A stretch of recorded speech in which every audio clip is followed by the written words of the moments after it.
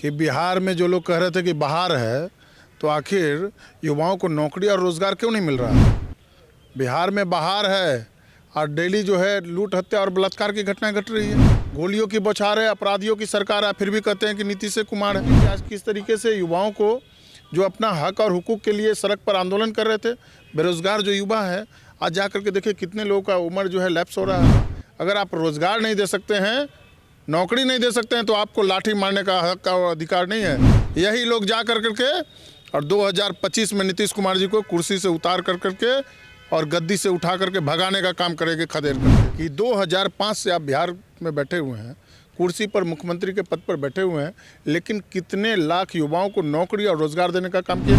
बड़ा बड़ा पोस्टर छपा है 10 दिन पहले देखे पेपर में कि उसमें लिखा हुआ था कि 24 लाख लोगों को नौकरी और रोजगार दे दिए। बीजेपी के लोग सेटर लोग हैं, यही लोग पेपर लीक कराने का काम करते हैं और जदयू वाले लोग नहीं बताएंगे क्या? बिहार में सरकार है, नीतीश कुमार है, सड़कों पर हजारों छात्र हैं। 4.5 लाख छात्रों को बीपीएससी की 17वीं पीटी की परीक्षा देनी है। पुलिस लाठी चार्ज करती है और गर्दनी बाग में छात्र बैठ गए। मेरे साथ मुकेश रोशन जी हैं, जो महुआ से आरजेडी के विधायक हैं। क्या लगता है, जो बात तेजस्वी जी कह रहे थे, अब क्या हो रहा है? देखिए, हम लोग तो लगातार कह रहे हैं कि बिहार में जो लोग कह रहे थे कि बाहर है, तो आखिर युवाओं को नौकरी और रोजगार क्यों नहीं मिल रहा है? बिहार में बाहर है और डेली जो है लूट हत्या और बलात्कार की घटनाएं घट रही है। गोलियों की बौछार है, अपराधियों की सरकार है, फिर भी कहते हैं कि नीतीश कुमार है। आप देखिए कि आज किस तरीके से युवाओं को जो अपना हक और हुकूक के लिए सड़क पर आंदोलन कर रहे थे, बेरोजगार जो युवा है, आज जा करके देखिए कितने लोगों का उम्र जो है लैप्स हो रहा है। उन लोगों के ऊपर लाठी चार्ज करना, अगर आप रोजगार नहीं दे सकते हैं, नौकरी नहीं दे सकते हैं, तो आपको लाठी मारने का हक का अधिकार नहीं है। यही लोग जा कर करके और 2025 में नीतीश कुमार जी को कुर्सी से उतार कर करके और गद्दी से उठा करके भगाने का काम करेंगे खदेड़ करके।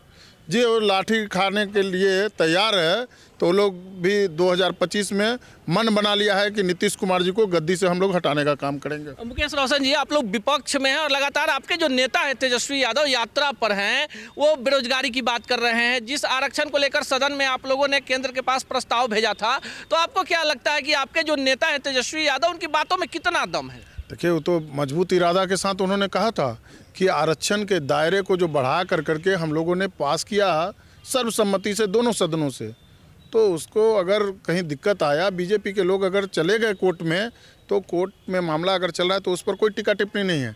लेकिन जो दायरा 65% किया गया था, अगर जिसकी जितनी आबादी हो उसके इतनी हिस्सेदारी हो, उसके तहत अगर देना है तो 85% बढ़ा दिया जाए। 65 पर न रोक लगाया है, 85% फिर से कर दीजिए। कौन रोका है?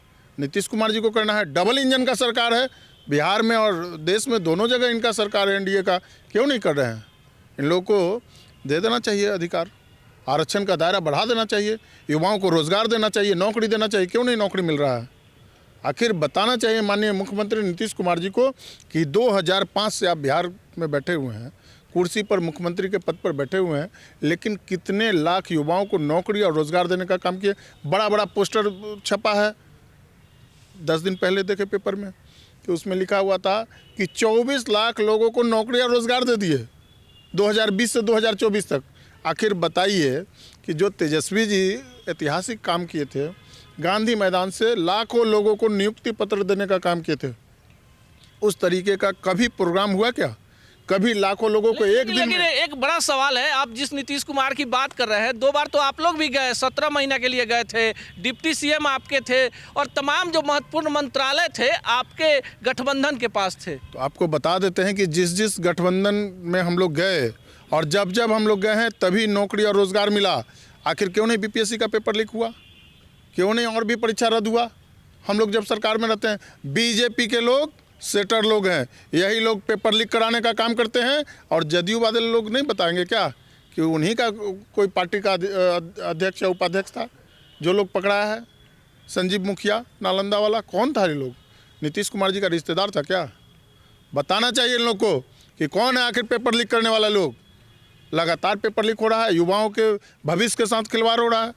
आप बताइए कि लाखों युवा जो है उनका उम्र जो है वो लैप्स कर रहा है, उसके बावजूद लोग बैठे हुए हैं तक की निगाहों से देख रहे हैं कि अब नौकरी मिलेगा, अब नौकरी मिलेगा, लेकिन नौकरी और रोज़गार मिल नहीं रहा है।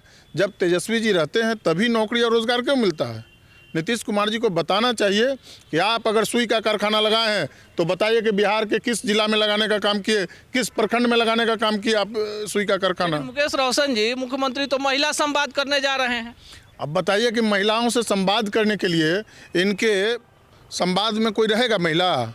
जिस तरीके से महिलाओं के प्रति जो अपमानजनक जो उन्होंने टिप्पणी किया सदन के अंदर, कोई महिलाएं इनके सामने कोई आ सकती है क्या? जिस तरीके से महिलाओं का अपमान इन्होंने किया, ये कहते हैं कि 2005 के पहले महिलाओं का क्या स्थिति था।